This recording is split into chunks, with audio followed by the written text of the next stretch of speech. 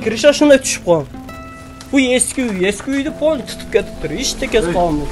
Бул жаңы курулган мектеп беле? Жаңы курулган мектеп. Ар бир класс ушундай экен да. Ар бир класста. Бери эле багынып кетип калышка туура келип атат да. Бизди коргой албай атат ачыгын айтканда. Өзү негизи калгың келеби же кеткиң келеби? Калгың келет? Татуулашкан.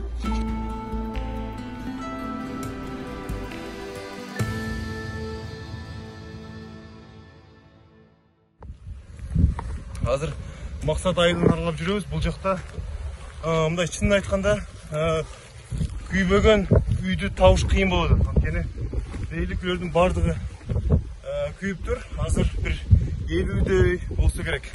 50дөй үйдү айтып атышат. Бирок кээ бир үйлөрдүн ичинде өздөрүнүн ээлери келип, тарап, шок болуп, ушундай кыйналып аткандарын байкадык.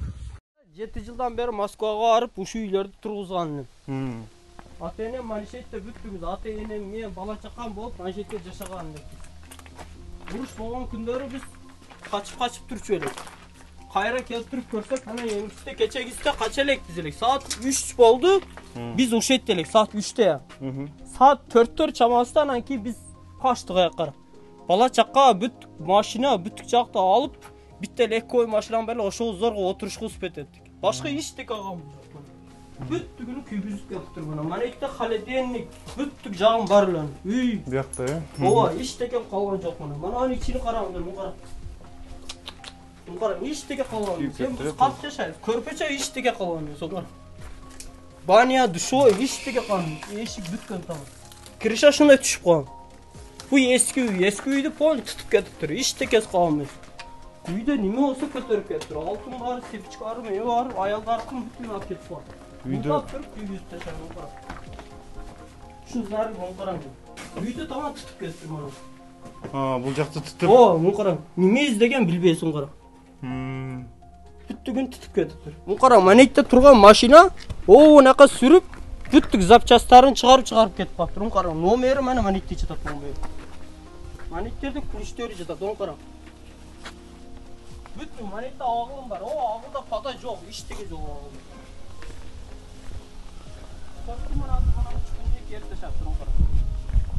Bu magnitofonun zapçaslarını julup alıp duran karanın. İçini karanın. Azır hiç kim ümit kalmadı da açık aytkanda hiç bu maksat жашаганга. Биздин коргой албайт атат да.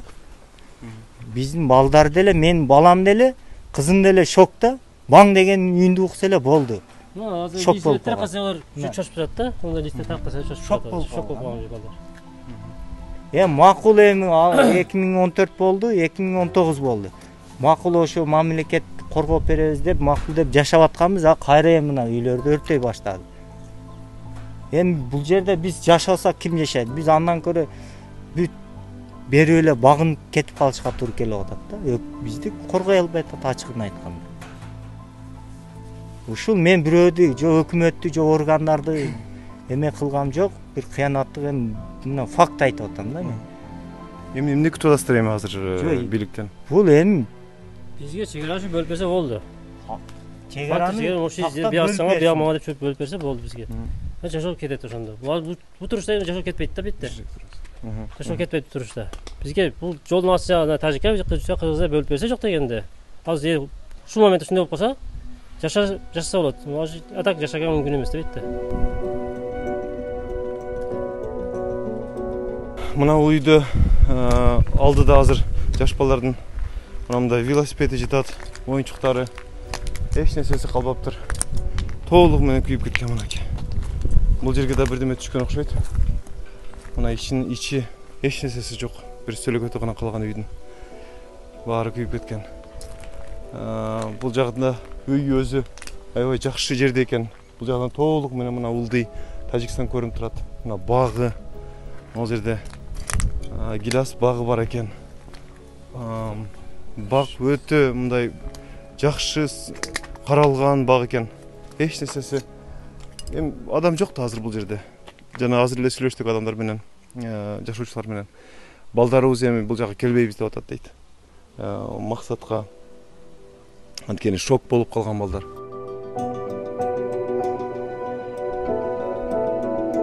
Акыл, сен эмне кылып аттың эле ошондо жардыруу болгон кезде? Ошондо мен малды жайлаудан айдап келдим эле да. Мен айдап келсем, атам байлады, кийин биз чыгабыз деп жөнөдүк. Кийин жөнөп машинада яка койдук. Кийин коюп атам яка фортель калган эле. Шофёрдөргө келди. Кийин келип, ол постчага келгенде кийин атышмай башталып кетти.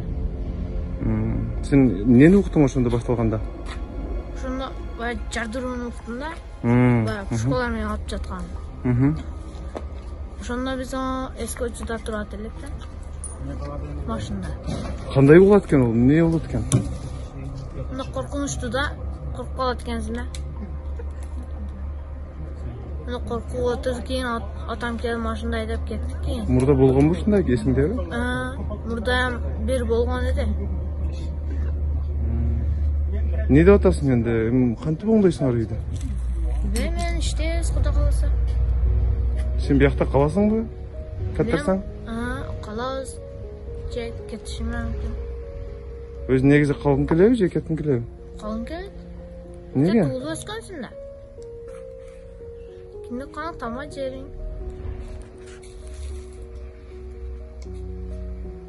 Ошо? Ушу уктарга, уруштарга карабай барып калгың келеби? Жетти туулуп өскөн да. Туулуп өскөн.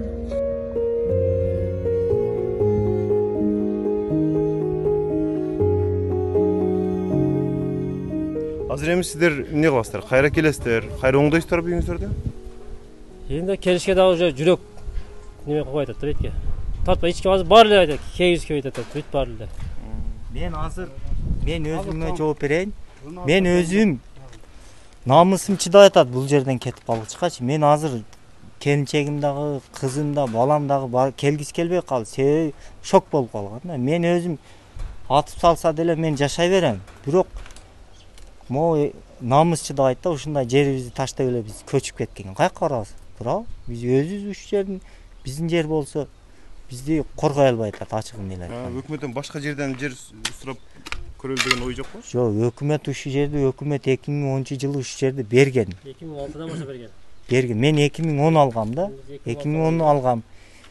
Мына мен наркы көчөдө мен 2018 там салдым ошакачы. Былтыр көчүп келдим. Ошондон бери балдарым шокто. Канча балаңыз бар? 3 балам бар. 2 кызым, 1 балам бар. Азыр эми моундай шокто азыр мен кызым келбей атып чалып атат, ата мен ал жака барбайм. Кооптуу эмес деп. Себеби биз моундай эле бамбит эте берсек ким жашап келет бул жерде? Мен балдарым чекедек.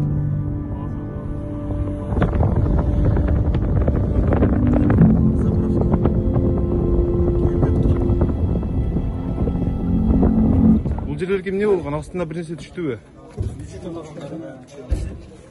Maksat ailenin sporcularının ulaşımdaki ailenin sporcularının ulaşımdaki.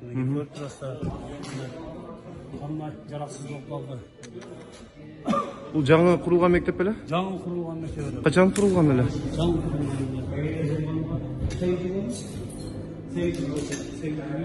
Мына алар азыр эмне, гуманитарда жардам берип атабы бул жака? Келип атат. Таластан келди.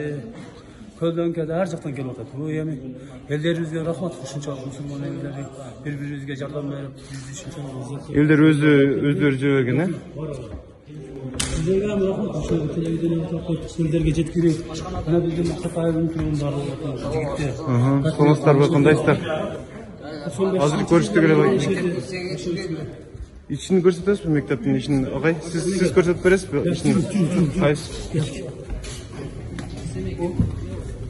Бул жер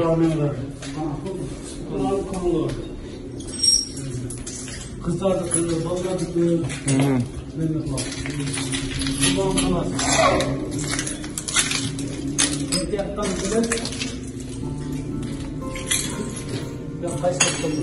Башталбыз класс асты, бардыгы башталбыз класс. Бул жакта аябай күйүктүн жыты, мына жакта бирдеме түшкөн бул, эмне болгон бу?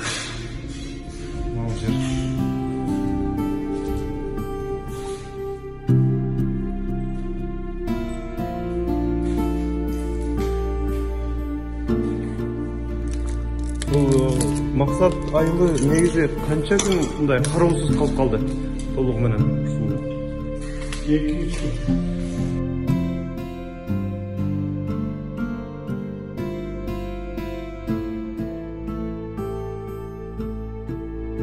Әрбір бас осындай екен.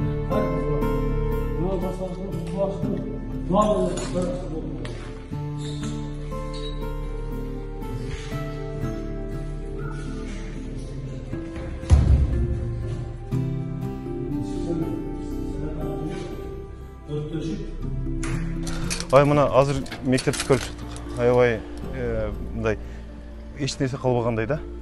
Мынауны көріп мен аябай чоң шок болдым. Бұл эмне өзі? Бұл Мақсат айылының балдар бақшасы. Мұнда 100 балдар бата тұрған балдар бақшасы. Бардық шарты менен де мына қалғаны сол. Бұл жардырған бошонда.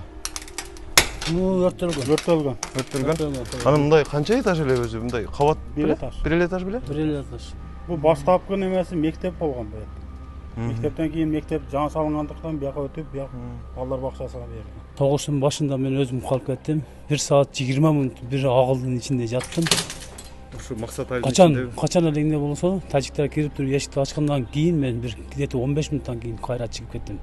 Ошондо бу жерде Кыргызстандын жаранында солдаттарыбызга мен бир жерде таң калган жерим 10 та солдат менен кандай согуш башталды. Ошого мен өзүмчө ойлоном да, 10 та солдат.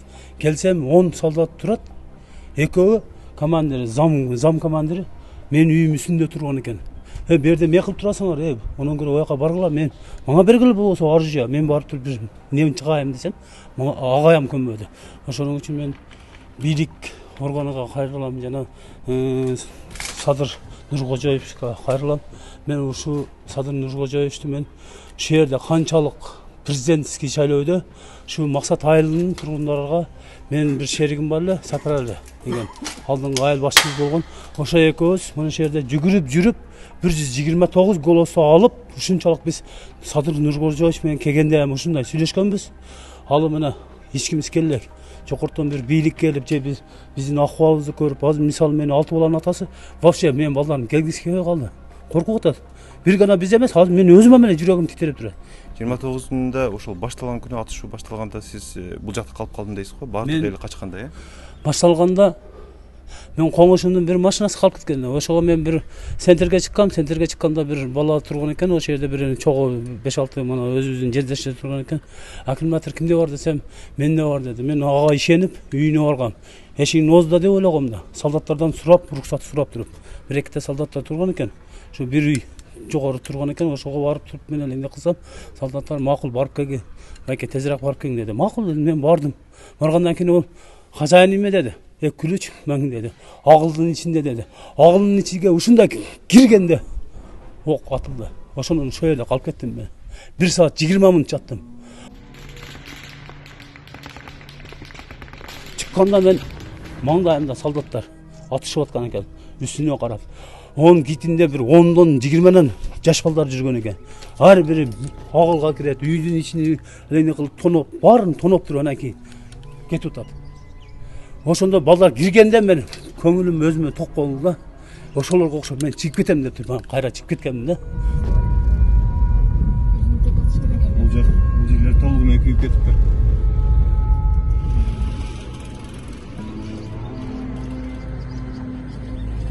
Где-то саат 4:30 мына Мақсат менен Ката Тузда уруш башталды. Ошондо биз элге айтканбыз, эвакуация кылайлы, бул жамаат бар депчи. Баягы карыяларды, бөбөктөрдү, жаштарды. Элге группаларга айтып, уже эвакуация кылганбызда жаштар калдык бул жердечи. Тажиктер мынанын артынан техникаларын алып келип аткан мынеттергечи, баягы 3 танка бар эле бул жердечи. Мына эмне болгон имарат? Бул биздин имарат, бул магазинчи. Мына жерден өтүп, анан баягы пикап бар эле мындай, автоматчы, вооружённый. Ошо менен эки жакта жүргөн буларчы. Анан жүрүп биз карап туруп мен өзүбүздүн күч органдарга далаш этип аткам, мындай болуп андай болуп депчи. Алар көрсө бул жерлерге мына монеттерге уже солдаттарын таштаган экен. Анан биз бу жерден 8 бала мына көчөдөн өйдө чыгып, машинаны өйдөгө коюп койгон элек, өйдөргөчү. Ошого чыгып баратканда булар келип автомат менен атат да мына жерде турупчу, өйдөгө. Айылыбыздын чигечи. Атканда биз Кудай асырап мына качып калабыз жолгочу. Жолго качабыз дагы ал жерден баягы пикап менен чоң эме менен танка менен коштуруп атат мынакачы. Атып туруп, мына биздин мектеп жака миномет менен аттыбы, ошо даярданган экен да баары. Бардыгы күтүүсүдөн военныйлер уже атакага кирип кетти да. Ошондо түшүнбөй калып биз бардыгыбыз уже элдер баары качып чыктык мынтип айылдагыларчы. Уже тоодо карай качтык уже. Бизде дагы уже бир-эки солдаттар келди мына жерден биздин өзүнүн пограничтери. Алар да кичине атышып уже автоматтар менен более мындай защищать этип кылды окшойт. Ошо менен анан биз тоого чыгып кеттик. А булар уже агрессивный эмени баштады. Анан айылдарга кирип, өздөрүнүн флагтарын орнотуп, айылдар үйлөргө кирип, бардык эмелерди кылып. Ошо менен эми бүгүн келдиңиздерби сиздер аркага кайра? Ошо менен биз ошол бүгүн келдик да. Кече да сүйлөшүүдө жүрүп аткан, кече ошо чоңдордун сүйлөшүүнүн негизинде бизге кече түндө келип туруп келип кеткенбиз бул жерде ошто элибизди мародерстводон алып калалы деген максаттачы. Бирок Аллага шүгүр биз бу жерден таштарды куудук, мына өзүбүздүн эле келген страйт ар кандай таштар экен да. Мына жерде 15 000 ел болсо 30 километр радиуста 2 миллион тажик бар да. Ошого биз бул жерде биринчи очередь мына географический положенияны карап анан иш кылышыбыз керек да. Бизде делимитация, демаркация маселеси болгон эмес мына жердечи. Азыр мына өттөн баштап дагы жол уже оң жагы Тажикстан, сол жагы Кыргызстан. Где-то 6 километр, 800 метр, 7 километр грубачы. Ошончо. Ошондо мына жолдун аркы жагы кайсы мамлекетке карайт? Жок, азыр мына жерде кичине гана биздин магазинибиз бар, мына встреч деп коебуз бул жерчи. Бул жер Кыргызстанга карайт кадимкидей. Ушул дүкөндөр Кыргызстан, дүкөндөр мына Тажикстан. Ал жагында канал бар, мындайдан уже Эмне бөлүп турат сиздерди? Бизди бир канал бөлүп турат, анан жол бөлүп турат. Канал бөлүп турат. Эми эмне кылып атасыздар? Бул жакта мына дүкөндөр бузулупту. Кайсы бир дүкөндүн ээси барбы ушул жерде? Мен өзүмдүн дүкөнүм. Кайсы сиздин дүкөнүңүз? Биз бу жерде бар Кыргызстан деген аякта магазинибиз бар ошото. Амансызбы? Эмне болду? Алар калдыбы? Эми ал жер мародерство ушу күйгөн, биз дагы мындай чоң ушерпке кредит алганбыз өзүбүзчү. Ошо биз чоңдордон ушу элдерге бир жактан бир жардам берсе деген үмүттөбүз. Эми азыр баары күтүүсүздөн келип туугандар ушундай мамиле жасап койду бизге. Не кылышыбыз керек, баш катып турат да эмичи. Быйыл биз өрүк менен жашайт эдик. Бул жаңы жер айыл өкмөттө өрүктү алып туруп, мына жолдун бойда тажиктер менен биз содалашып, мына ынтымакта жашап жүргөнбүздө тажиктерге эле сатабыз. Кыргыздар өрүк албайчы. Быйыл мына өрүк салган жок, бир коро дагы болгон жокчу. Продукталарыңарды мына жашай турган бизде эч нерсе калган жок. Силерди мындай жөнөткөн күн помошуңар булар убактынча. Силер дальнейший чегараны чечкиле. Чегараны чечип аныктап, мына биздин чегара берден берге чейин биздин чегара буларга тийбегиле деп туруп, же картага киргизип койгула бизди дальнейшийчи. Анан башка жерде уруш болсо эле биз жака эме кылып тийишпеш керек да. Эл бизге курал бергиле чыгабыз дейт, эмеге келсе 25 солдатка курал зорго жетет. Бу жерде биз не пайдабыз бар? Мына жерде солдаттар турат да иштерки. О, жогорткан 5 километр жогорта кыргыздар турат. Ол жыл 12 ошондой биз мына жерде жашайбыз. Тажиктердин солдаттары берде, биздики 5 километр жогортто. Биздин кандай, биз же кыргыз мамлекетте бир бөлөк абузабы, кандай?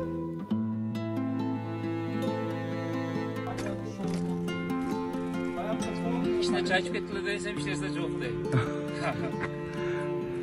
Рахмат силерге. Аман болуңуздар, аман болуңуздар. Жоктоп келдиңер, рахмат силерге. Буюрса жакшы күндөрдө чай ичебиз.